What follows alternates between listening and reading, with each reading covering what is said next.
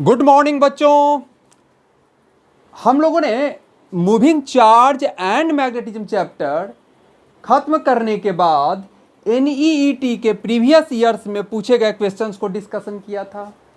आज हम JEE main में जेई एडवांस अभी नहीं कर रहे हैं, वो अगले लेक्चर में करेंगे।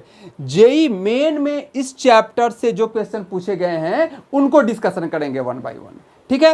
वंस अगेन ये हालांकि जेई मेन का है, जेई मेन का प्रीवियस ईयर है, पर मैं फिर से ये बात कहूंगा कि एनईईटी वाले बच्चे भी इसको जरूर देखें।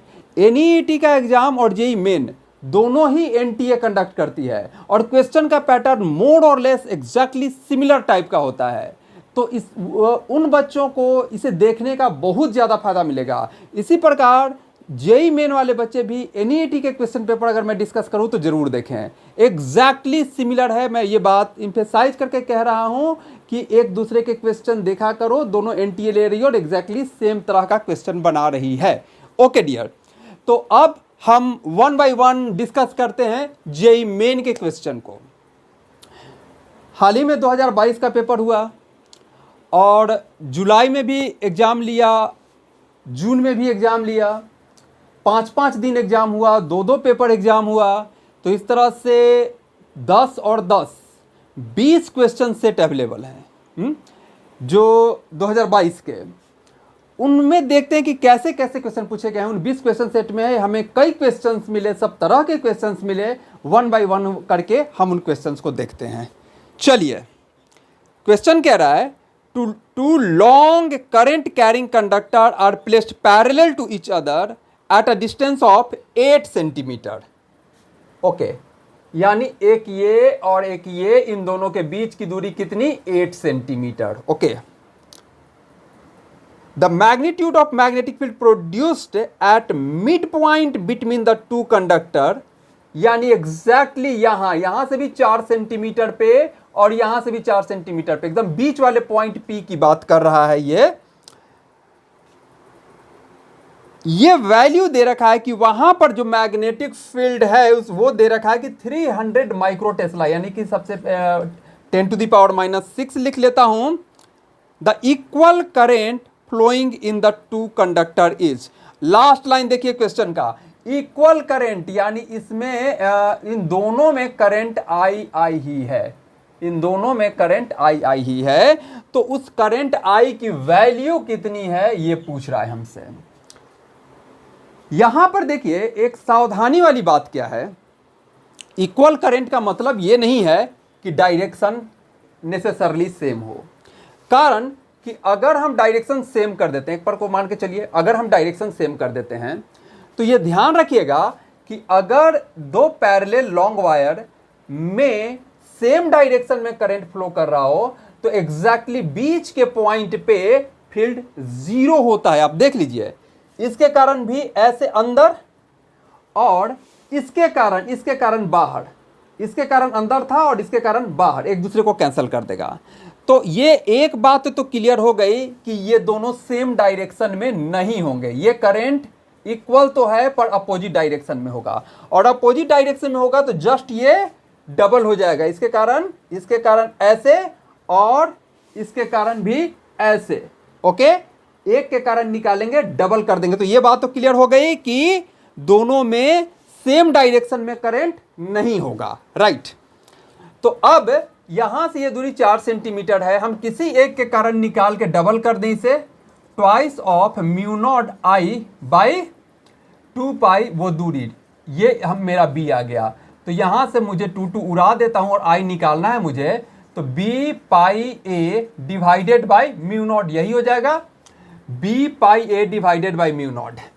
कितना दे रखा है b? 3 × 10⁻⁻4, और पाई की वैल्यू पाई ही रहने दो, इसलिए पाई रहने दो कि μ0 में फिर 4 पाई आएगा तो पाई उड़ जाएगा, इसके लिए मैंने रखा है पाई उसे। और a की वैल्यू कितना? 4 सेंटीमीटर। यहां से किसी एक वायर से तो मिड पॉइंट का 4 सेंटीमीटर ही होगा ना, तो लिख लो 4 × 10⁻⁻2 डिवाइडेड बाई μ0, दैट इज 4 पाई × 10⁻⁻7, तो ये 10⁻7 ऊपर चला गया, इसलिए मैंने इसे पाई रखा था। ये पाई से पाई गया, 4 से 4 भी गया। अब देखो 3 और 10 के पावर को एडजस्ट करो, 4 और 6 निगेटिव और 7 पॉजिटिव, 1 बच जाएगा, 30 एम्पियर। कितना आ गया आंसर? 30 एम्पियर। ऑप्शन कौन सा? 30 एम्पियर। हाँ, गौर किया जाए यहाँ पर। पहला ऑप्शन कहता है 30 एम्पियर सेम डायरेक्शन में। सेम डायरेक्शन में कभी नहीं हो सकता, ए कभी नहीं हो सकता, हम देख चुके हैं यार। दूसरा 30 ampere in the opposite direction, बिल्कुल सही, बी।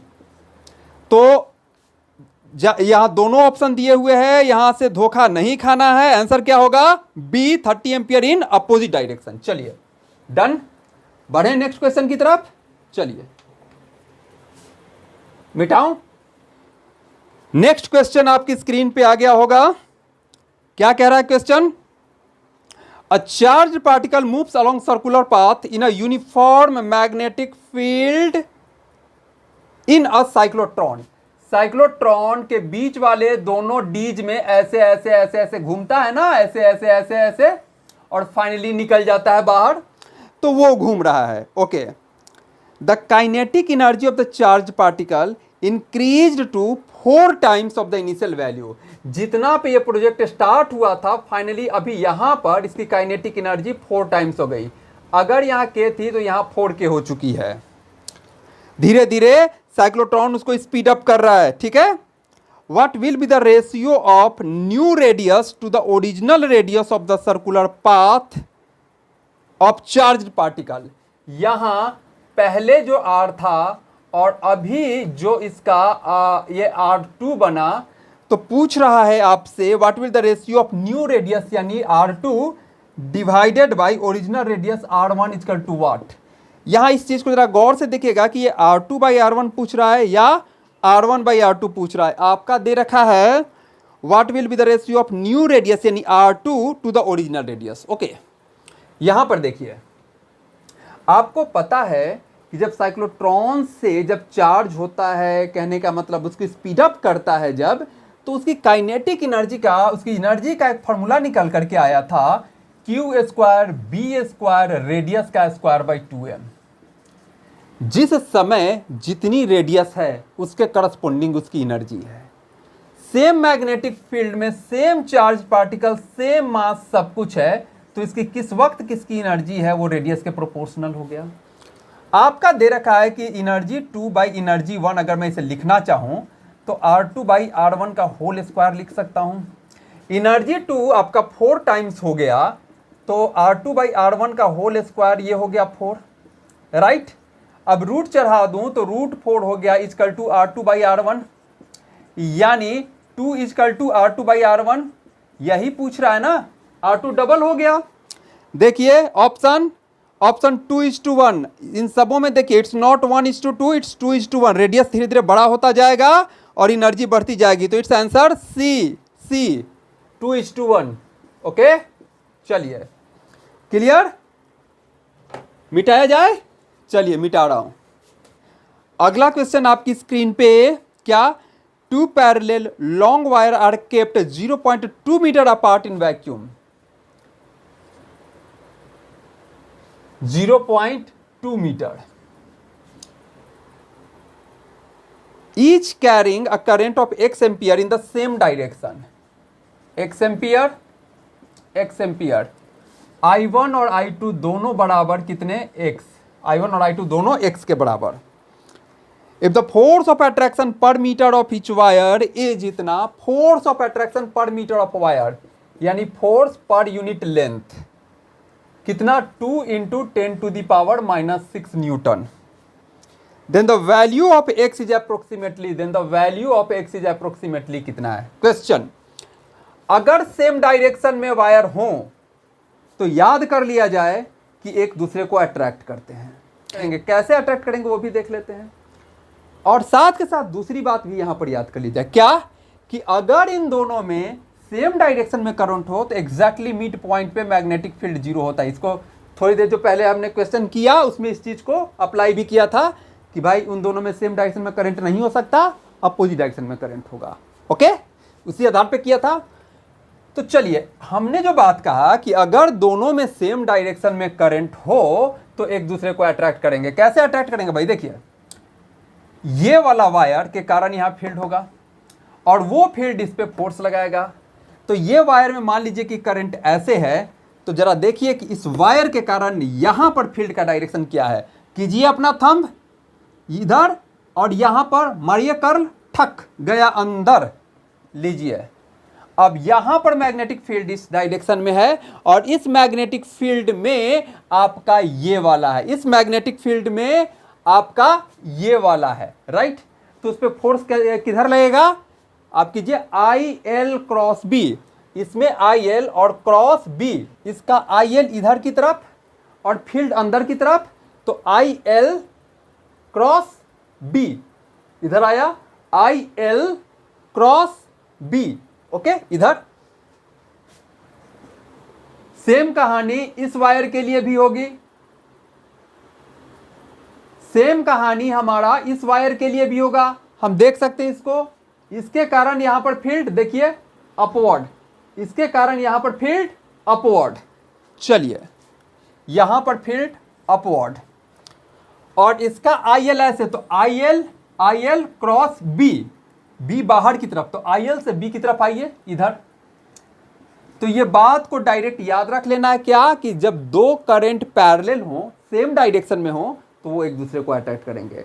अब कितना वो फोर्स होगा आप देख सकते हो, इसके कारण जो यहां पर फील्ड होगा उसकी वैल्यू क्या होगी, म्यू नॉट आई वन। अगर मैं इसे आई वन कह दूं तो mu naught I one by 2 pi, दोनों के बीच की दूरी। और इस फील्ड में ये वाला वायर है, तो I2 दूसरे का इसका ILB, इसका फील्ड और इसका ILB, ओके। तो इसका फील्ड यहां पे है mu naught I one by 2 पाई है, राइट। इसके फील्ड में ये वायर है ना, तो इसका फील्ड यहां पे आ गया mu naught I one by 2 पाई है क्रॉस में। तो अब दूसरे वाले पे फोर्स कितना लगेगा, I2 L2, उसका L मान लिया, इसका L लेंथ L2 और B mu naught I one by 2 पाई है। हम ये कह रहे हैं कि दूसरा वायर पहले वायर के फील्ड में है और पहले वायर का फील्ड दूसरे वायर पे ILB फोर्स लगा रहा है। पहले वायर का फील्ड ये, और ये दूसरे वायर पे I2L पे ये भी फोर्स लगा रहा है। कितना, ये देखिए कितना हो जाएगा, mu naught I one I two by 2 pi A into L. अब फोर्स पर यूनिट लेंथ कितना हो जाएगा, force per unit length mu naught I two by 2 pi ए। यही फार्मूला निकल करके आ गया direct, mu naught I two by 2 pi ए। आप सीधा सीधा इसको याद करने का एक अच्छा तरीका ये हो सकता है कि एक करंट कैरिंग वायर, जो इनफाइनाइट करंट कैरिंग वायर के कारण जो फील्ड होता है क्या होता है, म्यू नॉट आई बाई 2 पाई है। तो वो दूसरे पे क्या फोर्स लगा रहा है पर यूनिट लेंथ पे, तो दूसरे के आई से मल्टीप्लाई कर दीजिए, क्या बन गया, म्यू नॉट आई वन पहले का 2 पाई है और दूसरे के आई दैट इज I2 से मल्टीप्लाई हो गया, तो mu naught I two by 2 पाई है, ये निकल जाता है force per unit length. Direct formula के तौर पर है, इसे याद रख लिया जाए। तो हमारा प्रेजेंट केस में क्या दे रखा है, देखिए F बाई एल दे रखा है, ओके। तो F by L is equal to हम जानते हैं क्या होता है भाई, mu naught I two by 2 pi, दोनों के बीच की दूरी। हमसे I1 I2 दोनों x दे रखा है, तो I1 I2 दोनों की जगह x रखिए तो ये निकल जाएगा x स्क्वायर, राइट। और फोर्स पर यूनिट लेंथ दे रखा है हमको 2 into 10 to the power -6 mu naught by 2 pi. Mu naught हमारा होता है 4 pi into 10 to the power -7, तो ये वाला हो गया मेरा 2 इंटू 10 टू दी पावर -7, क्योंकि ऊपर के 4 पाई नीचे का 2 पाई गया, 2 से उड़ा दिया, तो 2 into 10 to the power -7 into x square by नीचे का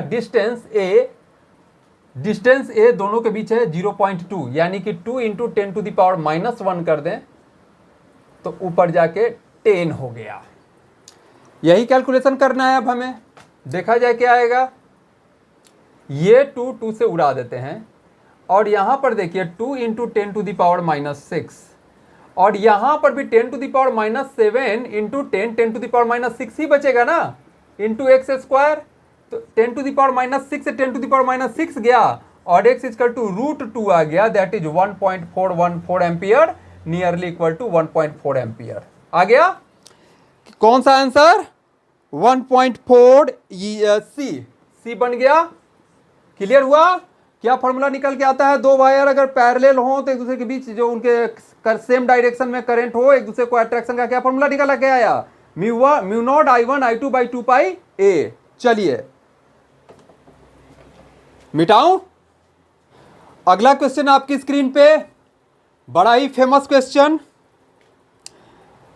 N infinitely long conducting cylinder with radius R carries a uniform current along its surface. Cylinder के सरफेस के लॉन्ग करंट है, पूरे वॉल्यूम में उसके पूरे क्रॉस सेक्शन से करंट नहीं है, करंट सिर्फ इस सरफेस से है, इससे ऐसे ऐसे ऐसे ऐसे करंट है, उसके अंदर के वॉल्यूम में करंट नहीं है, इस पूरे क्रॉस सेक्शन से करंट नहीं है। हॉलो सिलेंडर आप एज्यूम कर सकते हैं, सिर्फ सरफेस से होके करंट है। Choose the correct representation of magnetic field as a function of radial distance from the axis. अगर जो ये पूरे क्रॉस सेक्शन से सॉलिड सिलेंडर होता तो हम अच्छी तरह से ये बात जानते हैं कि ऐसे और सरफेस के बाद ऐसे होता है, लेकिन हमारा इस केस में क्या है? यहाँ पे आपके सिर पर ये हॉलो है यानी अंदर कोई करंट नहीं है। अगर अंदर करंट ही नहीं होगा तो क्या मैग्नेटिक फील्ड कहां से आएगा? ऊपर से टपक थोड़े ना जाएगा, करंट रहेगा तब तो मैग्नेटिक फील्ड रहेगा। तो ये वाला पोर्शन खत्म कर दीजिए, सिर्फ और सिर्फ ये वाला पोर्शन होगा। तो इसका आंसर सावधानी के साथ डी मार्क करना है, बी नहीं। चलिए हो गया, मिटाऊं। अगला क्वेश्चन आपकी स्क्रीन पे, a singly ionized magnesium atom A24 दे रखा है, यानी सिंगली आयोनाइज्ड है, उसका चार्ज तो E ही होगा, चार्ज तो हम E ले सकते हैं। उसका मास कितना हो गया? 24 AMU, यानी 24 into mass of proton, that is 24 into 1.67 वैसे होता है, पर हम एग्जैक्टली यहाँ 1.6 ले लेते हैं, इससे काटना आसान हो जाएगा और ज़्यादा एरर नहीं आएगा। 1.6 into 10 to the power -27 kg आ गया SI में, right. And is accelerated to kinetic energy 5 kilo electron volt. इस चार्ज को एक्सीलरेट आपने किया है 5 into 10 to the power 3 volt से, okay. And is projected perpendicularly into a magnetic field, पकड़ के मैग्नेटिक फील्ड को गोल गोल घुमा देगा, राइट। मैग्नेटिक फील्ड की वैल्यू हमें दे रखी है 0.5 यानी half Tesla. The radius of the path formed क्या हो जाएगा? रेडियस का वेल नोन फॉर्मूला mv/qb, पर ये यहां नहीं चलेगा। क्यों नहीं चलेगा भाई? यहां एनर्जी दे रखा है, मोमेंटम नहीं दे रखा है। तो हम क्या करें? हम जानते हैं ना कि mv ये 2mk हो जाता है बाई qb, और k बराबर q into V. Q charge को v पोटेंशियल डिफरेंस से किया गया, तो ऊपर थोड़ा और अमेंड कर लीजिए, जैसा क्वेश्चन वैसा treatment, q into V divided by qb। अब देखिए यहाँ पे नीचे भी q है, तो थोड़ा सा और अमेंड कर लिया जाए, नीचे वाले q को रूट के अंदर घुसाइए और इस b को बाहर ही रहने दीजिए, तो 1/b बाहर रखिए और नीचे वाला को 2mq v डिवाइडेड बाई ये नीचे वाला q अंदर जाके q² बनेगा, ऊपर वाले को खा गया, और 1/b under root twice m potential difference by q। Finally ये बनकर के आ गया इस प्रेजेंट केस में हमारा, ओके। तो क्या फाइनली हमारा इस क्या आ गया? 1/b under root 2mv/q। तो हम यही फॉर्मूला लेकर के चलें इसके लिए, हमारे प्रेजेंट केस के लिए। चलिए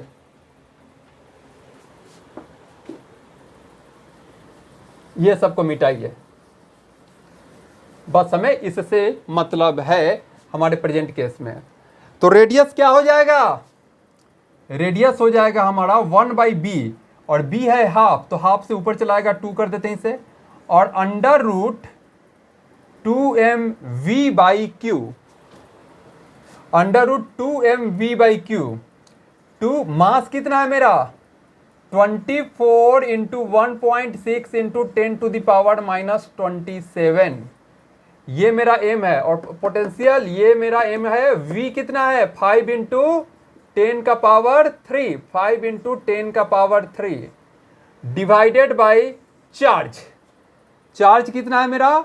1.6 इंटू 10⁻⁻19 उसको ऊपर लेके जाऊं, ये वाला मिटा रहा हूं, थोड़ा और स्पेस बना लूं, तो 1.6 इंटू 10⁻⁻19 ऊपर भेज देता हूं, 10⁻19 हो गया। जानबूझ के देखो, मैंने मास को 1.67 नहीं लिखा था, 1.6, कोई खास ज्यादा एरर नहीं आएगा, आपका कैलकुलेशन आसान बना देगा। ये देखिए 1.6 से 1.6 भेजिए इनको अपने घर। 24, यहां देखिए 24 है, रूट के अंदर 24 है, रूट 25 5 होता है, रूट 24 को भी 4.9 के आसपास ही होगा, तो कोई खास फर्क नहीं पड़ेगा। अगर मैं इसे 5 करके बाहर निकाल लूँ तो 2 इंटू 5, इसको अंदर में 5 दूना 10, ये 10 बन गया, तो 10 इंटू 10⁻⁻27 इंटू 10⁻³ इंटू 10⁻19, अंदर सिर्फ 10 के पावर आ गए। 19 3 22, 22 और 1 23, 23 पॉजिटिव पावर 27 निगेटिव पावर, बाहर 10, 23 पॉजिटिव पावर 27 निगेटिव पावर, तो -4 बचा। -4 को रूट से बाहर खींचो, 10⁻⁻2 और 10⁻⁻2 सेंटीमीटर बनाने के काम आ जाएगा, तो सीधा सीधी आ गया आंसर 10 सेंटीमीटर। राइट, देखो तो जरा कौन सा है, ऑप्शन मिलाइए, कौन सा ऑप्शन है? The radius of path form, अच्छा fill in the blanks question है, आंसर 10 सेंटीमीटर आना चाहिए। चलिए डन, समझ में आया? रेडियस पे याद रखा जाए, रेडियस पे, ये रेडियस का फॉर्मूला जो mv/qb होता है, अगर मोमेंटम दिया हुआ रहे तो p/qb कर दो, अगर एनर्जी दिया हुआ रहे तो √2mk/qb कर दो, जैसा क्वेश्चन वैसा ट्रीटमेंट। क्लियर?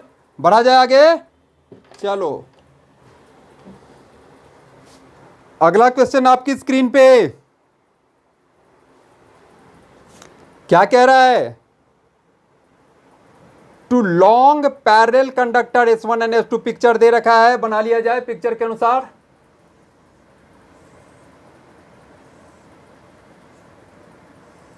ये x डायरेक्शन हो गया, x डायरेक्शन, y डायरेक्शन और ये z डायरेक्शन है, चलो बना लिए।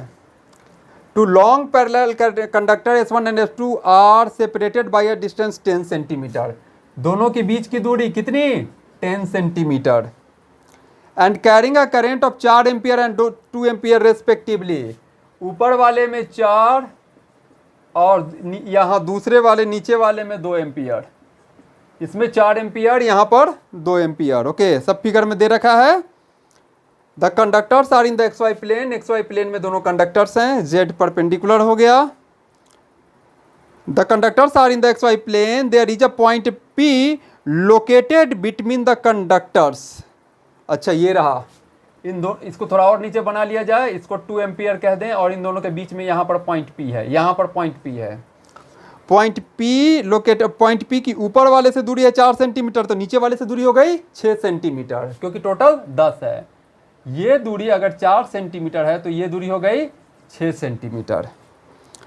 और क्या पूछ रहा है? There is a point P, a charge particle of charge 3 pi coulomb, Q equal to 3 pi coulomb, pi को पाई रख दिया जाएगा, कहीं जाके कट जाएगा ये, इसका मतलब 3 pi coulomb is passing through the point P with velocity 2i + 3j।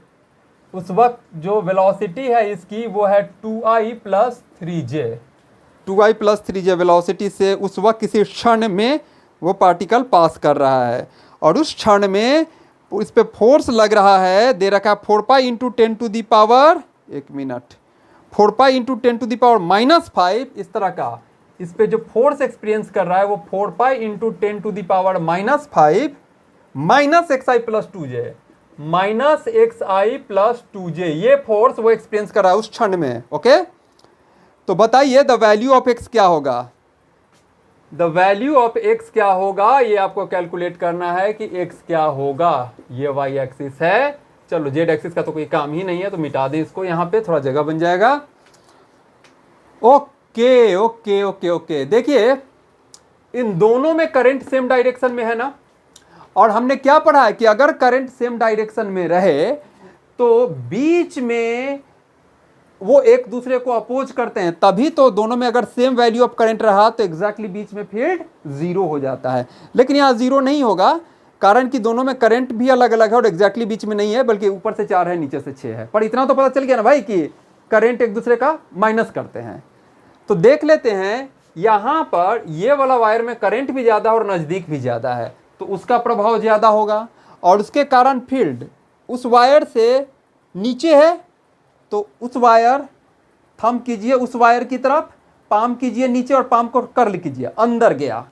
यानी अगर मैं इसे वायर 1 कह दूं और इसे वायर 2 कह दूं तो 1 के कारण, B1 के कारण अंदर है, ओके।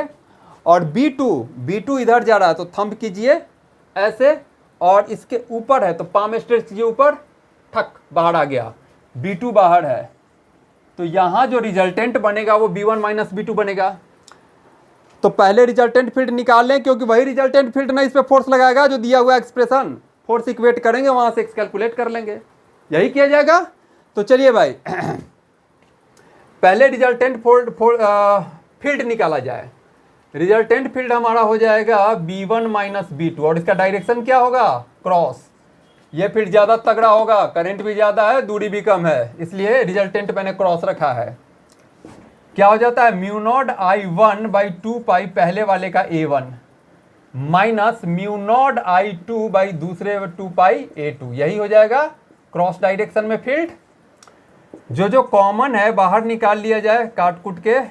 I1 कितना है, उसको मैंने 1 माना है, 4, और A1 दूरी कितना है, 4 सेंटीमीटर, सेंटीमीटर में नहीं मीटर में कन्वर्ट कीजिए, 4 into 10 to the power minus 2, minus I2 कितना है 2 और A2 कितना है 6 into 10 to the power minus 2। इस 10 टू द पावर माइनस 2 को बाहर निकालिए और म्यू नॉट बाई 4 पाई कितना होता है, म्यू नॉट होता है 4 pi into 10 to the power minus 7, 2 pi से 4 पाई गया, 2 बचा, तो सीधा सीधे 2 into 10 to the power minus 7 बाहर निकाल लीजिए। और यहाँ इन दोनों से 10 टू द पावर माइनस 2 भी बाहर आएगा, ये रहा। तो ये हो गया 4 बाई 4 सीधा सीधी 1, ये हो गया 2 बाई 6 1 बाई 3 लिख दूं बड़े प्यार से। और ये फील्ड किस डायरेक्शन में है, क्रॉस डायरेक्शन में है। देखिए 2 into 10 to the power minus 5, 2 into ये ऊपर ले गए तो 10 टू द पावर माइनस 5 और 1 माइनस 1 बाई 3 कितना हो जाएगा 2 बाई 3, यानी 2 दूना 4 by 3 into 10 to the power minus 5 cross, ये टेस्ला आ गया जी फील्ड की वैल्यू फाइनली इतनी आ गई। अब इसी फील्ड में है ना वो पार्टिकल P, तो उस पर फोर्स लगेगा। चलिए चलिए चलिए चलिए चलिए चलिए तो एक काम किया जाए, यहां पर देखिए आपको फाइनली फील्ड की वैल्यू निकाल लो 4 by 3 into 10 to the power minus 5 cross में। तो फोर्स कितना लगेगा, QV क्रॉस B, यही फोर्स लगेगा ना। Q आपका कितना दे रखा है, Q कहाँ गए भाई, 3 पाई, ये रहा 3 पाई Q दे रखा है। और वेलोसिटी किस वेलोसिटी से जा रहा था ये भी हमें दे रखा है, 2I प्लस 3J। ये देखिए थोड़ा सा साफ, ये वाला को इरेज करूं, ये वाले को इरेज कर लेता हूं तो क्लियर आपको दिखेगा। 1 मिनट,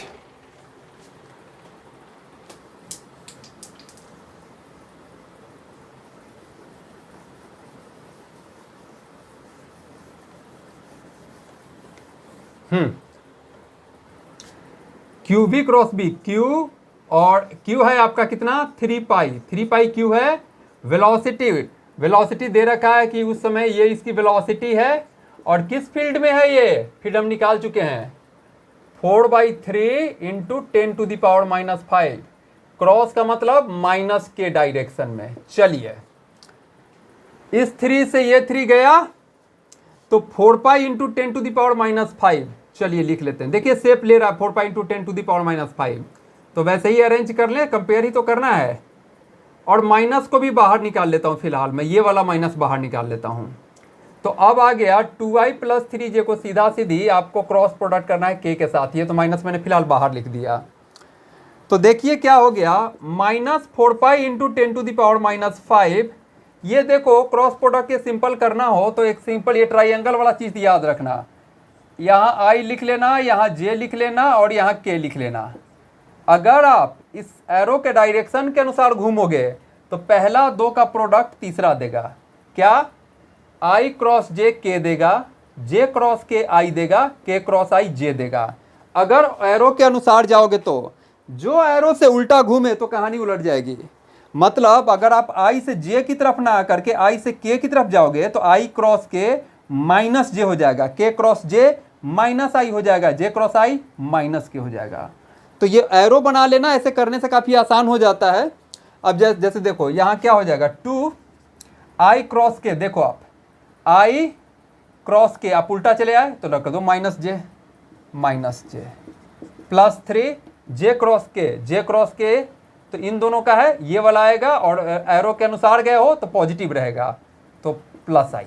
ओके, तो -4 pi into 10 to the power -5 तो है ही है, ये 3i - 2j हो गया। ओके, अब ये माइनस को अंदर घुसा दो। हमने माइनस को यहाँ बाहर निकाल लिया था ताकि आसानी से कर सके, आई क्रॉस जे के, एक और माइनस रहता तो कंफ्यूज करता, तो पहले ये माइनस को बाहर निकाल दिया, अंदर भेज दो।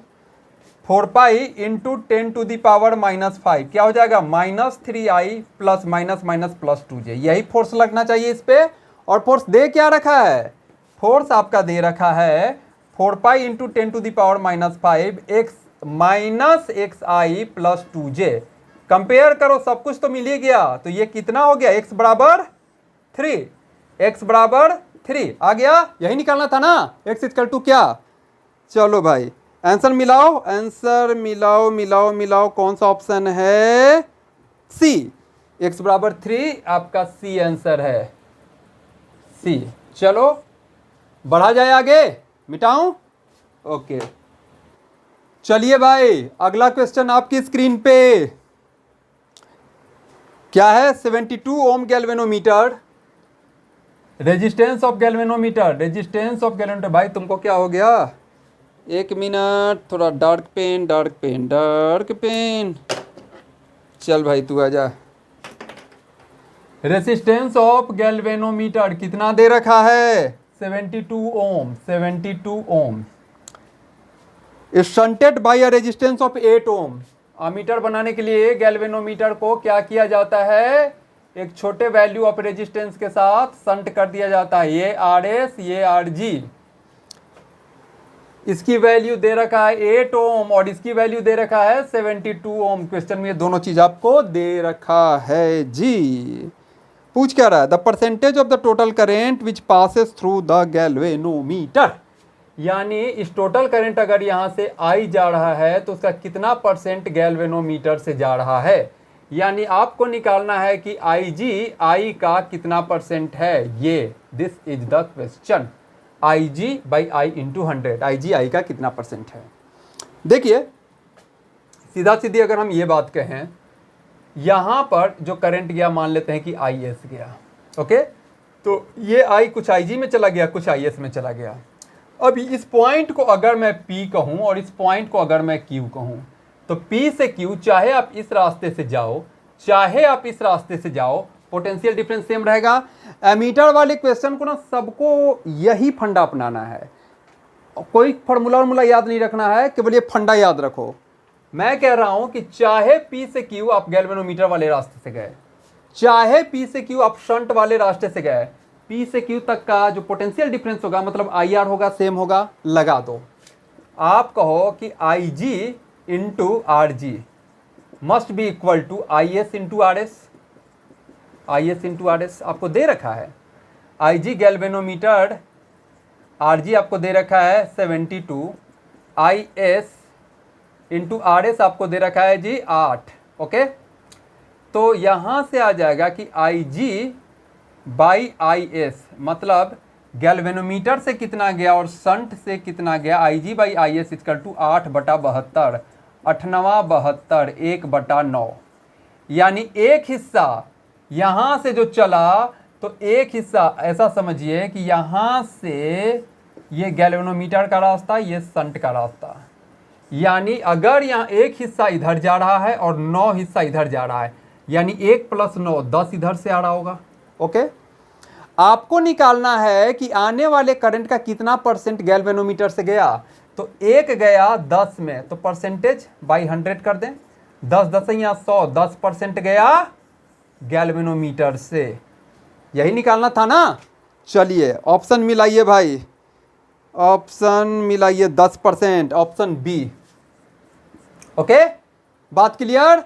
गैल्वेनोमीटर के प्रॉब्लम आगे भी मिलेंगे, ऐसे ही करना है बिल्कुल, ज़्यादा उसमें फार्मूला के चक्कर में नहीं पड़ना है, सिंपल बन जाता है ये। आपकी स्क्रीन पे ये रहा, क्या है? A proton and an alpha particle of the same velocity, इस बार वेलोसिटी सेम है, वेलोसिटी सेम है, enter in a uniform magnetic field which is acting perpendicular in the direction of motion. ठीक है, गोल गोल करके घुमा देगा, फील्ड में परपेंडिकुलर इन करेगा चार्ज पार्टिकल, तो यूनिफॉर्म फील्ड है, गोल गोल घुमा देगा। The ratio of circular path described by the alpha particle and proton, alpha particle का रेडियस बाय प्रोटॉन का रेडियस इक्वल टू व्हाट? ये क्वेश्चन को जरा सावधानी से पढ़ना, ये p बाई अल्फा है या अल्फा बाई p है, एक बार क्रॉस चेक कर लेना। क्या है? The ratio of circular path described by the alpha particle and proton, alpha ऊपर है। चलो, रेडियस इक्वल टू, अब जानते हो ना mv बाई qb होता है। ओके, वेलोसिटी सेम है, मैग्नेटिक फील्ड सेम है, तो रेडियस आपका m बाई क्यू के प्रोपोर्शनल आ गया। देख लो, ये आपका एक है अल्फा पार्टिकल और एक है proton, proton alpha particle. Proton का चार्ज 1 यूनिट और मास भी 1 यूनिट, अल्फा पार्टिकल पे चार्ज 2 यूनिट और मास 4 यूनिट, राइट? तो m बाई क्यू रेशियो, इसका ये चार्ज कह दो, इसका मास कह दो, तो इसका m बाई क्यू रेशियो 1 आ गया, जबकि इसका m बाई क्यू रेशियो 4/2 2 आ गया। तो आपको पूछा किसका है? अल्फा का और प्रोटॉन का, तो 2/1 इक्वल टू 2। बात समझ में आई कि नहीं? सिंपल। अरे भाई, हम क्या कह रहे हैं, इसने क्वेश्चन ने दे रखा है कि वेलोसिटी सेम है, सेम फील्ड में भेजा गया, तो ये दोनों को खत्म करो। अब जो रेडियस बनेगा वो m बाई क्यू के प्रोपोर्शनल होगा, तो दोनों का m और दोनों का q यहाँ देख रहे हैं, ये रहा मेरा प्रोटॉन, ये रहा मेरा अल्फा पार्टिकल। अब प्रोटॉन का क्या होता है? चार्ज भी 1 यूनिट, मास भी 1 unit. Alpha particle He2 charge 2 unit, mass 4 unit. तो इन दोनों का हम m बाई क्यू रेशियो निकाल ले रहे हैं, इसका m बाई क्यू 1/1 1 और इसका m बाई क्यू 4/2 2। ओके, और हमसे पहले पूछा है आर अल्फा, तो अल्फा का 2 बाई प्रोटॉन का 1, 2:1। ये आपका आंसर आ गया, मिलाइए आंसर, 2:1 C आ गया। ठीक है, राइट, वेरी इजी। थोड़ा सा काइनेटिक एनर्जी वगैरह देता है तो थोड़ा बहुत कैलकुलेशन भी होता है, ये तो काफी आसान हो गया। इस कारण मैं बार बार कह रहा हूं कि एनईईटी वाले बच्चे भी इसको देखो, एकदम उसी पैटर्न के क्वेश्चन है, आपको बहुत फायदा होगा, आराम से आप उड़ाने लगोगे क्वेश्चन। ये दिमाग में मत रखो कि मेन का है तो मैं नहीं देखूं। अगला क्वेश्चन किया जाए, क्या है क्वेश्चन भाई? क्वेश्चन आपकी स्क्रीन पे दिख रहा होगा, क्या है भाई? A long solenoid carrying a current produces a magnetic field. मान लेते हैं कि आयुष में करंट है और इसके कारण मैग्नेटिक फील्ड बी प्रोड्यूस हो रहा है, इसके कारण मैग्नेटिक फील्ड बी प्रोड्यूस हो रहा है, राइट? उससे करंट आई जा रही है और मैग्नेटिक फील्ड बी प्रोड्यूस हो रहा है। If the current is doubled, अब आई डैश जो है आपका 2i हो गया, and number of turns per centimetre is half, और number of turn N dash जो हो गया n/2 हो गया। The new value of magnetic field, simple, अपना छोटा सा प्यारा सा फॉर्मूला फिर आ गया, mu naught N I, solenoid का, सोलेनॉइड ही है ना, बस बस बस। तो b proportional to n, b proportional to i, तो b डैश बाई b क्या हो जाएगा? n dash i dash by N I. आपने n डैश आधा कर दिया, ये आधा कर दिया, और i डैश डबल कर दिया, ये कट के फिर वही रेशियो वही रह गया ना जी, तो b डैश बराबर b हो गया। इस प्रोडक्ट में आपने एक को डबल किया, एक को आधा किया, तो बस कट कुट दोनों बराबर हो गया, एक 2 इंटू हाफ हो गया, 2 2 गया, फिर उतना ही रह गया। क्लियर? सिंपल क्वेश्चन, काफी सिंपल क्वेश्चन। चलिए मिटाऊं। अगला क्वेश्चन देखिए, इस बार प्रोटॉन, न्यूट्रॉन, अल्फा पार्टिकल सारे हैं, प्रोटॉन भी है, न्यूट्रॉन और अल्फा पार्टिकल, इन्हीं के बीच घुमा फिरा के देता रहता है ना, यही तीनों रहते हैं, कभी वेलोसिटी सेम, कभी मोमेंटम सेम, कभी काइनेटिक एनर्जी सेम, यही करते रहता है बार बार। Enter into a uniform magnetic field to right angle the ratio of the radii, फिर वही आ गया, लेकिन विथ सेम काइनेटिक एनर्जी, इस बार काइनेटिक एनर्जी सेम है, तो रेडियस वो वाला फॉर्मूला ले लेंगे, √2mk/qb। सेम काइनेटिक एनर्जी 2 हटाओ ये, यानी कि √m/q रेशियो निकालो। इस बार आप √m/q क्यू रेशियो निकालो, ठीक है। Under root M by Q ratio निकालना है तो एक काम करो, सबका चार्ज पहले लिख लो और फिर मास लिख लो।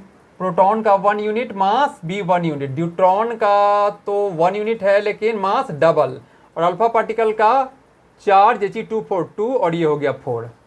क्या निकालना है, रूट एम बाई क्यू, ये हो गया 1 बाई 1, 1 ही रह गया, सबका रूट एम बाई क्यू निकाल लेते हैं।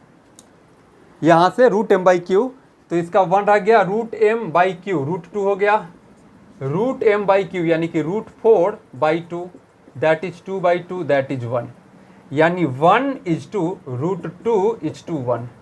तो बस यही पूछते रहता है ना बार बार। ये तीनों का पहले आप चार्ज मास का ये वाला जो है एकदम से दिमाग में छाप लो ये वाला, और इसी में पूछते रहेगा, कभी वेलोसिटी सेम, कभी मोमेंटम सेम, कभी काइनेटिक एनर्जी सेम, तो करते रहना इसी को, और क्या। 1 is 2, root 2 is 2 1, answer D, D answer. चलो आगे बढ़ा जाए, मिटाऊं। अगला क्वेश्चन क्या करा है, a wire X of length 50 centimetre, X of length 50 centimetre यानी 0.5 metre, carrying a current 2 ampere, current जो एक्स में जा रहा है वो 2 एम्पियर जा रहा है भाई, is placed parallel to a long wire Y of length 5 metre, ये वायर थोड़ा छोटा है और इसकी तुलना में ये वायर लंबा है। ये लेंथ दे रखा है, दूसरे वाले का अगर मैं कहूँ एक्स और वाई नाम दिया है ना, एल वाई जो है वो है 5 metre, okay 5 metre. The wire Y carries a current of 3 ampere, चलो इसमें भी करंट है, आई वाई इक्वल टू हो गया 3 ampere. The distance between the two wire is 5 centimetre, इन दोनों के बीच की दूरी को मैं ए कह दूं, ये हो गया 5 सेंटीमीटर, तो 5 into 10 to the power -2 metre ले लेता हूँ ना direct, 5 into 10 to the power -2 metre, and current flow in the same direction. क्या अभी पर हम लोग डिस्कस किए थे, सेम डायरेक्शन में एक दूसरे को अट्रैक्ट करते हैं।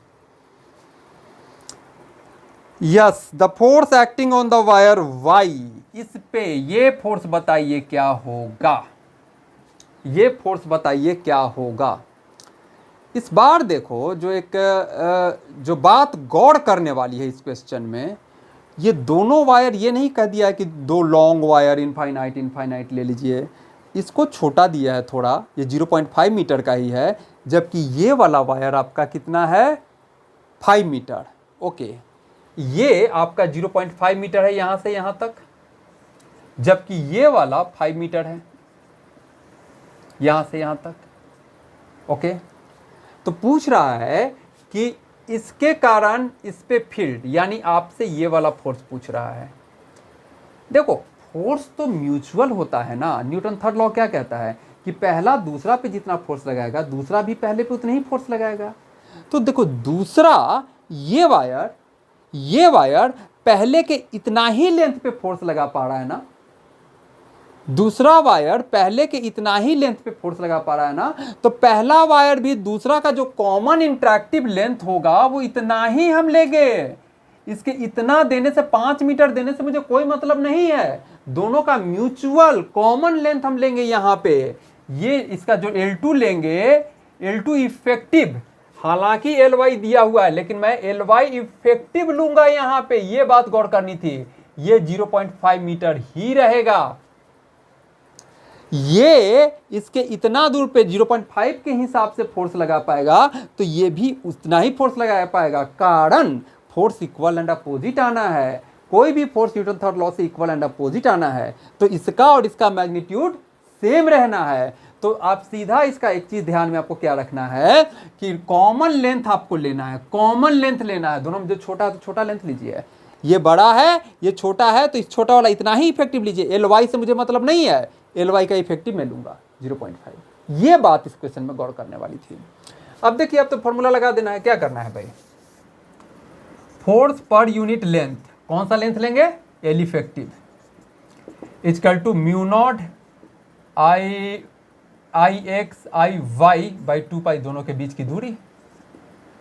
तो मुझे अब फोर्स निकालना है, फोर्स निकाल दूं तो mu naught I X I Y by 2 pi A into L effective that is mu naught by 2 pi आप लिख दीजिए 2 इंटू 10⁻⁻7 आई एक्स आई बाई 2 गुना 3 6 L effective 0.5 naught 5 0.5 5 into 10⁻⁻1 by A दोनों के बीच की दूरी 5 इंटू 10⁻⁻2 5 यहाँ से लो और 10 का पावर 2 ऊपर भेजो। इस 5 से ये 5 गया और 6 दूना 12 हो गया 12 इंटू 8 नेगेटिव 2 पॉजिटिव तो 10⁻⁻6 हो गया ना। ओके यानी 1.2 into 10⁻⁻5 Newton. Okay 1.2 into 10⁻⁻5 Newton और ऑलवेज अट्रैक्टिव। तो इस पे फोर्स 1.2 इंटू 10⁻⁻5 न्यूटन और इस तरफ मतलब एक्स की तरफ एक्स खींच रहा है इसको। आंसर देखिए 1.2 into 10⁻⁻5 Newton directed towards the wire x. पहला ही ऑप्शन मिल गया आपको ए। चलिए पहला ही ऑप्शन मिल गया। ओके डन मिटाऊं। अगला क्वेश्चन आपकी स्क्रीन पे क्या है भाई। A wire of length 314 centimetre. तो 314 सेंटीमीटर में है ना तो 3.14 मीटर हो गया। कहीं के पाई से ये उड़ जाएगा पूरा पूरा वही लेंथ दिए हुए है। Carrying a current of 14 ampere. इसमें से करंट कितना जा रहा है 14 ampere. Is bent in the form of circle. इसको सर्कल बना दो। सीधा वायर होगा गोल घुमा के एक बड़ा सर्कल बना दीजिए। The magnetic moment of the coil is. The magnetic moment of the coil यानी कैपिटल एम जो होता है आई इंटू ए क्या होगा ये निकालना है। तो ठीक है पहले निकाल लीजिए। इसका एरिया निकालने के लिए आपको रेडियस चाहिए ना। तो आप कहिएगा कि इसी लेंथ को घुमा करके वो बना दिया है ना ऐसे तो L2πr होगा। यहाँ से R निकाल लीजिए जो कि आ जाएगा L/2π। अब जब R निकल गया तो मैग्नेटिक मोमेंट निकल जाएगा I इंटू कितना pi R square. I into pi R का square that is L square by 4π square. यही हो जाएगा। I 14 है और ये 3.14 हो गया राइट। L स्क्वायर देखिए L फिर से एक बार 3.14 इंटू 3.14 हो गया। तो ये सारे 4π स्क्वायर तो ये पाई स्क्वायर से ये दोनों उड़ गए। क्लियर। कैलकुलेशन थोड़ा आसान हो गया ना। पाई से ये सारे उड़ गए। अब ये 4 को निपटाया जाए तो 4 को निपटाया जाए तो 0.4728 3 4728 3 34 4 अठे 32 मोटा मोटी इतना हो गया 0.78 के आसपास राइट।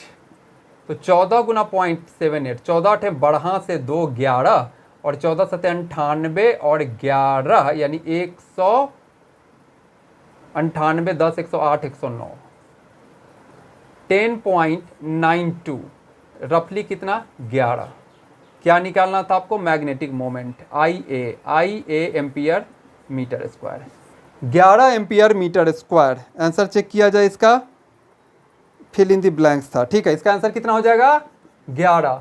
ये बड़ा कॉमन सा क्वेश्चन है कि इस लेंथ का है जी पकड़ के कभी सर्कल में घुमा दो तो कभी उसका लूप इक्विलेटरल ट्राइंगल बना दो तो कभी स्क्वायर बना दो। तो आपका करना क्या है पेरीमीटर से इक्वेट कर देना है। यहाँ सर्कल में घुमाया तो L = 2πr कर दिए। अगर जो वो इक्विलेटरल करता तो L = 3 इंटू साइड कर देते। स्क्वायर करता तो L = 4 इंटू ए कर देते। वहाँ से कीजिए और निकाल लीजिए मैग्नेटिक मोमेंट जो भी पूछेगा। ठीक है चलिए ओके बढ़ा जाए आगे मिटाऊं। अगला क्वेश्चन क्या करता है the magnetic field at the centre of a current carrying loop is B1। Okay यहां पर B1 है field and the magnetic field at a distance of √3 times radius of the given circular loop. अब इसके कह रहा है कि यहाँ एक्सिस पे बताइए और √3 टाइम r ये दूरी है। यहां पर ये वैल्यू दिया हुआ है कि B2 है वहां पे B1 है। तो पूछ रहा है आपसे क्वेश्चन में कि B1/B2 B1/B2 = व्हाट। हमेशा रेशियो में एक बार थोड़ा क्रॉस चेक कर लिया कीजिए कि किसके बटा किसके पूछ रहा है। जैसे यहाँ पूछ रहा है B1/B2 यानी कि पहले सेंटर पे और तब इस पॉइंट पे। ओके यहाँ तो कोई दिक्कत ही नहीं है। क्या होता है मैग्नेटिक फील्ड μ0I/2r रेडियस। यहाँ कितना हो जाता है मैग्नेटिक फील्ड फार्मूला डायरेक्ट इस सबको एकदम हार्ड डिस्क में डाल लीजिए अपने μ0I/r² by twice of r² plus x²। x कौन सी दूरी ये वाली एक्सिस पे, जिस पॉइंट की बात कर रहा है सेंटर से, √3r दिया हुआ है ना, तो उसका स्क्वायर, तो √3r का स्क्वायर कितना हो जाएगा, 3r² हो जाएगा। फॉर्मूला यही है ना, a² + x² का 3/2, तो x² बन गया √3r का स्क्वायर 3r²। चलिए भाई काम खत्म किया जाए। μ0 I r²/2, r² + 3r² कितना, 4r²। अब यहाँ पर देखिए ये 4r² है का 3/2 है, 3/2 है, तो पहले 4² का पावर हाफ करके क्यूब चढ़ा दें, आसान होगा ना ऑपरेट करना। तो कर लीजिए μ0 I r²/2 इंटू, यहाँ देखिए 4r² का हाफ कर दीजिए, ओके, और फिर पावर क्यूब चढ़ा दीजिए, सीधा सीधी। अरे भाई क्या होता है, x⁻m का पावर n रहे तो x का पावर m इंटू n कर सकते हैं ना, x का पावर m का पावर n रहे तो m इंटू n कर सकते हैं ना। तो पावर क्या है, पावर है आपका हाफ, और का पावर मैंने लिख दिया 3, तो वही हो गया ना, half into 3 that is 3/2 power. ठीक है, थोड़ा आसान हो जाएगा यहाँ ऐसे करने से। तो देखिए अब क्या हो गया, हाफ पावर का मतलब क्या होता है, स्क्वायर रूट, और 4r² का स्क्वायर रूट क्या आ जाएगा, 4r² का स्क्वायर रूट 2r, इसी के लिए तो ये किए थे। तो μ0 I r²/2 इंटू क्या आया, ये 4r² का स्क्वायर रूट 2r, और 2r का फिर क्यूब, 2r का क्यूब, तो 2 4 8, 8r³ राइट, 8r³। समझे, ऐसे कर लेने से आपको मैथमेटिकल कैलकुलेशन आसान हो जाएगा। तो r² से गया यहाँ r³ 1 बचा, μ0 2r का 1, ये हो गया 1/8। अब आपसे पूछ रहा है b1/b2, b1/b2, तो b1 क्या है, μ0 I/2r, और b2 क्या हो गया, μ0 I/2r का 1/8। ये और ये गए अपने घर भेजिए इनको, तो b1/b2 1/8 से 8 ऊपर भेजिए, 8/1 हो गया राइट। सेंटर पे ऑब्वियसली तगड़ा ज़्यादा फील्ड होगा इसकी अपेक्षा, तो b1 8 गुना ज़्यादा है। क्या आ गया, 8:1, आंसर सी ऑप्शन आया। टिक कीजिए, आगे बढ़िए। क्लियर, मिटाऊं। अगला क्वेश्चन क्या कह रहा है, अगला question, a triangular wire carrying 10 ampere, I कितना, 10 एम्पियर,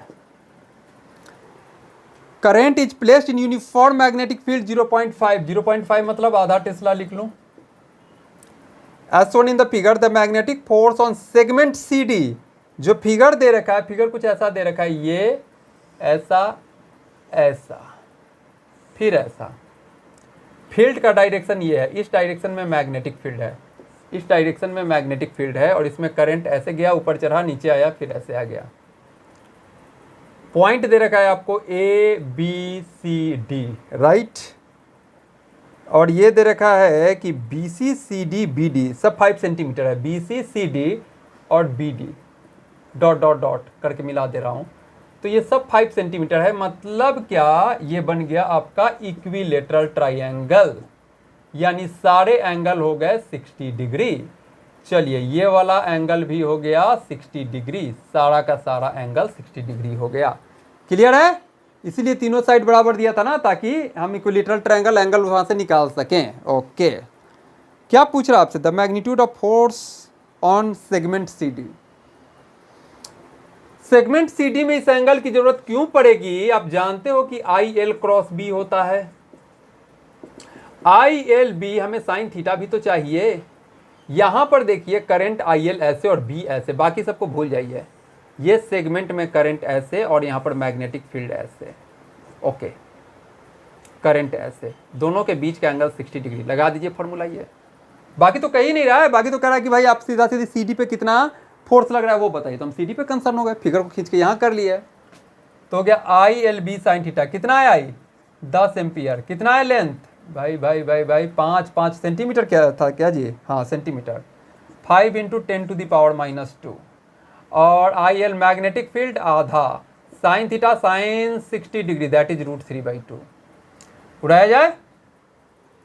ओके ओके ओके, 2 दूना 4, 2.5 कर देता हूं इसे, तो हो गया 2.5 और 2.5 में ये से तो 25 से 12.5 कर दूं और गुना यहाँ से आ गया 1.73 इंटू 10⁻⁻²। क्या फोर्स की बात कर रहा था? न्यूटन में। सोल्व कर लिया जाए, कितना होगा? 125 में 173 से मल्टीप्लाई कीजिए भाई 125 से, 3 × 5 = 15, 5 × 1 = 85, 1 × 86, 2 × 3 = 6, 17 × 2 = 34, 1 से 173, 5 × 12 = 1, 9 × 13 = 16, 1 4 11 1 2। कितना आ गया? पॉइंट कहाँ देना है? 1 2 3 21.6 इंटू 10⁻²। इसको भी एडजस्ट कीजिए, पॉइंट 0.216 न्यूटन। क्लियर? बात क्लियर हुआ? सीडी का पूछ रहा था तो बाकी तामझाम में पढ़ने की क्या जरूरत था, सीडी को खींच लिए। ओके, चलिए चलिए, डन डन डन डन। अगला क्वेश्चन, अगला क्वेश्चन मिटाऊं इसे। अगला question, as shown in the figure, a metallic rod of linear density, density क्या हो गया? लेमडा, लेमडा मतलब मास पर यूनिट लेंथ। ये कितना दे रखा है? 0.5, 45 इंटू 10⁻²। Is lying horizontally on a smooth incline plane. देखिए पिक्चर दे रखा है, बच्चों के स्लाइड वाला टाइप का स्लाइड है, उसी पर ये वायर रखा हुआ है। Which makes an angle theta equal to 45 degree. Theta कितना? 45 degree. The minimum current flowing in the rod required to keep it stationary. Same question. मैं बार बार इस बात को क्यों इम्फेसाइज कर रहा हूं कि नीट वाले जेईई मेन का भी क्वेश्चन देखो और जेईई मेन वाले नीट का भी क्वेश्चन देखो। Same question. जब मैं पिछला नीट का क्लास क्वेश्चन कर रहा था तो लास्ट क्वेश्चन बिल्कुल यही था, एग्जैक्टली यही था, जिसको मैंने बड़े अच्छे तरीके से समझाया था। Okay, the minimum current flowing in the rod required to keep it stationary. I की, हाँ वहां भी आई की वैल्यू निकालनी थी कि आई कितना रखा जाए कि वो वहीं टिका रहे। और यहाँ मैग्नेटिक फील्ड, किस मैग्नेटिक फील्ड में ये सारी राम कहानी हो रही है? 15 इंटू 10⁻² टेस्ला। वर्टिकल डायरेक्शन में सारा कुछ दे रखा है। जी की वैल्यू 10 लीजिए जी। याद कीजिए कि हमने कहा था कुछ इस तरह का बना था पिक्चर एग्जैक्टली और यहाँ पर मैं ये 3D में मैंने ऐसे दिखाया था पिछला, तो यहाँ पर ये वायर ऐसे रखा हुआ था। ओके, तो सीधा सीधी एक इक्वेशन बन करके आया था। वो पिछला वीडियो देख लीजिएगा, उसका लास्ट क्वेश्चन एग्जैक्टली यही है, आपको सारी पिक्चर क्लियर हो जाएगी। वहां पर सीधा सीधी ये कहानी बन के आया था कि इधर पर की तरफ एक फोर्स, इधर की तरफ मैग्नेटिक फील्ड था, इसमें करंट ऐसे यानी इस डायरेक्शन में करंट था, तो इस पे mg इधर लग रहा था और ये थीटा था तो ये भी थीटा हो गया था। इधर की तरफ mg के साइन थीटा को गिरने नहीं दे रहा था। कौन? ये मैग्नेटिक फोर्स का कॉस कंपोनेंट। ये थीटा, ये सारी की सारी फोर्स को कैसे ब्रेक करना था, क्या करना था, सारा का सारा कहानी वहां पर बड़े अच्छे से क्लियर किया गया है। तो एक बार उसको जरूर देख लेना। कौन सा? पिछला लेक्चर जिसमें हमने एनईईटी का क्वेश्चन डिस्कस किया था का लास्ट क्वेश्चन। ओके, तो यहां से इक्वेशन डायरेक्ट आ गया था, आपको याद होगा, mg sine theta equal to क्या? ILB का कॉस थीटा। mg के साइन थीटा से ग्रेविटेट होना चाह रहा था, पर ILB का जो फोर्स लग रहा था उसके कॉस थीटा ने बैलेंस कर दिया था। तो यहां पर डायरेक्ट एक एक्सप्रेशन बन के आ जाता था, I पूछता था ना, तो mg sine theta by LB का cos theta equal to I, और यहाँ lambda into G into tan theta, lambda G tan theta divided by B, ये आ जाता था आई का वैल्यू।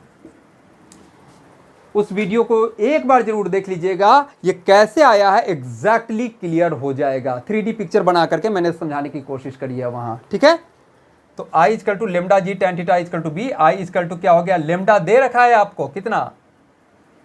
45 इंटू 10⁻²।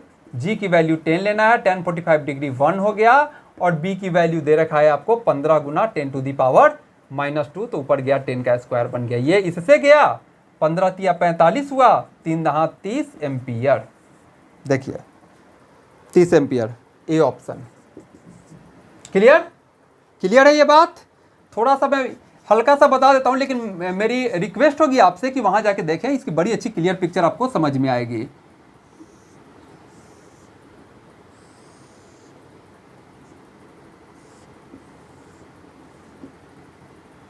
ये लाइंग है। यहाँ पर ये जो डायरेक्शन है, ये जो डायरेक्शन है, मतलब ये अगर स्लाइड है तो उस पर ऐसे पड़ा हुआ है। ये मैंने इधर वाले को x रखा है, इधर वाले को y रखा है, और ये मेरा बन जा रहा है z। ओके, ये मेरा बन जा रहा है z। यानी अगर मैं इस पिक्चर को यहाँ से इसको इस व्यू में ना, मैं साइड व्यू में देख रहा हूँ, तो मेरा ये यहाँ पर x है, ये यहाँ पर x है, ये y है, इधर की तरफ मैग्नेटिक फील्ड भी है इधर की तरफ, और ये है मेरा z, ऐसे बाहर की तरफ निकलता हुआ, ये है मेरा z, ये है मेरा z, राइट। ये है मेरा z। ये देखिए x y z, आपका करंट z डायरेक्शन में निकल रहा है। x यहाँ x ऐसे, y ऐसे, और करंट आपका z डायरेक्शन में आ रहा है। इसी को मैंने ये बनाया है, x y और z आपका ऐसे आ रहा है। तो जब करंट ऐसे आ रहा है और फील्ड ऐसे है, जब करंट आपका ऐसे आ रहा है और फील्ड ऊपर है, तो देखिए आई एल क्रॉस बी ऐसे लग गया। वही कंपोनेंट आई एल बी इधर आ गया था,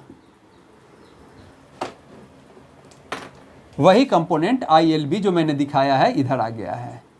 और इसको नीचे कर दीजिए, इस लाइन को, नॉर्मल वाले लाइन को थोड़ा सा पीछे बढ़ा दीजिए, तो इस पे लगने वाले फोर्सेज हो जा रहे थे इधर एम जी और इधर आई एल बी, और इस पे है लाइंग तो नॉर्मल। इस एम जी के साइन थीटा से वो नीचे आना चाह रहा था। देखिए ये थीटा है, ये थीटा, तो ये एंगल हो जाएगा 90 माइनस थीटा, तो फिर ये एंगल हो जाएगा थीटा। ओके, और ये थीटा, तो ऑल्टरनेट एंगल ये थीटा हो गया, राइट। इस एम जी का इधर एम जी कॉस थीटा हो गया, इधर एम जी साइन थीटा हो गया। इधर के फोर्सेस से हम कंसर्न है नहीं, उसको तो नॉर्मल बैलेंस करेगा, वो ग्रेविटेट ऐसे होगा ना अलोंग द स्लाइड। तो इस एम जी साइन थीटा को इस आई एल बी का देखिए कौन सा कंपोनेंट, ये थीटा, तो फिर ये 90 माइनस थीटा, और ये 90 माइनस थीटा, तो फिर ये थीटा, कारण कि ये और ये नॉर्मल फिर परपेंडिकुलर हो गए। तो इस आई एल बी का cos theta, I L B का कॉस थीटा, इस एम जी साइन थीटा को इस आई एल बी के कॉस थीटा ने बैलेंस कर लिया, एम जी साइन थीटा को आई एल बी के कॉस थीटा ने बैलेंस कर लिया, और वहाँ से एक्सप्रेशन आ गया लेमडा जी टेन थीटा। ठीक है, ओके, मिटाऊं? चलिए चलिए अगला question. A cyclotron is used to accelerate proton. ठीक है भाई। If the operating magnetic field is 1 tesla, B कितना कह रहा है 1 tesla, and the radius of the cyclotron is 60 centimetre, radius 60 centimetre, that is 0.6 metre. Okay, the kinetic energy of the accelerated electron in mega electron volt. याद रखा जाए, आपसे joule जाल में पूछ नहीं रहा है, आपसे पूछ रहा है मेगा इलेक्ट्रॉन वोल्ट, तो उसी यूनिट में उसी हिसाब से कैलकुलेशन किया जाएगा। चलिए, बी इक्वल टू 1 टेस्ला, ठीक है भाई, अच्छा वैल्यू दे दिया है। और हमसे पूछ रहा है कि काइनेटिक एनर्जी किस में, बताइए मेगा इलेक्ट्रॉन वोल्ट में क्या है। फिगर सारा नोट कर लिया हमने, 60 सेंटीमीटर नोट कर लिया, 1 टेस्ला नोट कर लिया, ये सब हो गया। चलिए, आपको पता है कि जब फाइनल काइनेटिक एनर्जी की कितनी बनती है, याद कीजिए formula Q square B square R square by 2m। अगर ये फॉर्मूला भूल जाइए तो आप सीधा सीधी याद रखिएगा, radius equal to M V by Q B, V equal to Q B R by M आ गया, और यही half M B square kinetic energy बन गई। कीजिएगा तो यही फॉर्मूला आ जाएगा। इनकेस भूल जाइए तो वैसे प्रेफरेबल है कि डायरेक्ट याद रखा कीजिए इन फॉर्मूलों को। ठीक है, okay. Q square B square R square by M, proton की बात की जा रही है, तो हो गया 1.6 into 10 to the power minus 19, और इसका स्क्वायर तो फिर से 1.6 into 10 to the power minus 19। Magnetic field 1 है, वेरी गुड, और रेडियस 0.6 इंटू 0.6 यानी 6 into 10 to the power minus 1, तो 66 का 36 into 10 to the power minus 2, क्योंकि इसका भी स्क्वायर है, बाई ट्वाइस इंटू। एक काम करें, इसको इस तरह से बढ़ने के बजाय ना, आपसे पूछ रहा है इलेक्ट्रॉन वोल्ट में ना, तो दोनों क्यू को इस तरह से ना करें, हम एक क्यू यहाँ से रख ले, एक क्यू को ई ही रहने दें, क्योंकि एनर्जी आपसे इलेक्ट्रॉन वोल्ट में पूछ रहा है, कैलकुलेशन भी आसान होगा और डायरेक्ट निकल भी जाएगा। अब ये मास प्रोटॉन का मास 1.6 1.67 होता है एग्जैक्टली, लेकिन 1.6 भी रखिएगा तो कैलकुलेशन में ज़्यादा एरर नहीं आएगा। तो 1.6 इंटू 10 टू द पावर -27, तो 10 टू द पावर 27 ऊपर भेज दीजिए। ओके, अब इसको 1.6 रखने का फ़ायदा हुआ कि आपको ये भी गया, राइट, और 2 से ये 18 आ गया। तो अब देखिए ई को हमने ई में रखा है, इसको इलेक्ट्रॉन वोल्ट में करने के लिए, और ये 18 रख लिया। 10 का पावर देखिए 19 2 21 निगेटिव और 27 पॉजिटिव, तो 10 का पावर आपको 6 बच जाएगा। ये आ गया। अगर इलेक्ट्रॉन वोल्ट से जूल में जाना हो, इलेक्ट्रॉन वोल्ट से जूल में जाना हो तो ई की वैल्यू मल्टीप्लाई हो जाती है, ई की वैल्यू मल्टीप्लाई हो, जैसे कि 3 इलेक्ट्रॉन वोल्ट, तो आप कहोगे 3 into 1.6 into 10 to the power -19 joule. Okay, और अगर हमें जूल से इलेक्ट्रॉन वोल्ट में आना हो तो ई से डिवाइड हो जाएगा। बात क्लियर है? तो यहां इस चीज को अब हम इसे इलेक्ट्रॉन वोल्ट में बदलने के लिए, जूल से इलेक्ट्रॉन वोल्ट में बदलने के लिए ई से क्या करना है, मुझे ई से डिवाइड करना है। तो देखिए तभी मैंने एक ई को यहां रखा था उड़ाने के लिए ही। तो E into 18 into 10 to the power 6 divided by E, अब ये बन गया इलेक्ट्रॉन वोल्ट में। बात समझ में आ रही है? यहां से पहुंचना है, इस यूनिट में पहुंचना है। तो ये ई से ई कट गया आराम से, और 18 into 10 to the power 6 electron volt आ गया। ये 10 टू द पावर 6 मेगा बना दिया, यानी 18 मेगा इलेक्ट्रॉन वोल्ट, राइट। तो ऐसे कीजिएगा तो भाई थोड़ा कैलकुलेशन आसान हो जाता है। अब झूठ मूठ के अगर हम यहाँ ई की वैल्यू रख देते तो लंबा चौड़ा कैलकुलेशन भी आता, और अल्टीमेटली घुमा फिरा के जाना वहीं था इलेक्ट्रॉन वोल्ट में। तो इसलिए हमने जब इलेक्ट्रॉन वोल्ट में रहे निकालना तो एक ई को छेड़ो नहीं, वैसे ही रहने दो। ओके, डन, मिटाऊं। तो आज हमने मेंस के कुछ क्वेश्चन देखे। आपने देखा होगा कि क्वेश्चन बिल्कुल भी टफ नहीं थे, क्वेश्चन बिल्कुल ही फंडामेंटल नेचर के थे कि हमें बस इसी की ज़रूरत है। आप फंडामेंटल बड़े अच्छे तरीके से पढ़िए, एनसीईआरटी को रीड किया कीजिए, एनसीईआरटी को अवॉइड मत किया कीजिए, और खूब फंडामेंटल नेचर के प्रॉब्लम को खूब प्रैक्टिस कीजिए, रगड़ के प्रैक्टिस कीजिए। हर एक चैप्टर में 100 200 200 250 प्रॉब्लम बनाए कि जिससे आपकी स्पीड आएगी, एक्यूरेसी आएगी। तो ठीक है, अगले क्लास में हम एडवांस्ड के प्रॉब्लम्स को देखेंगे। Thank you.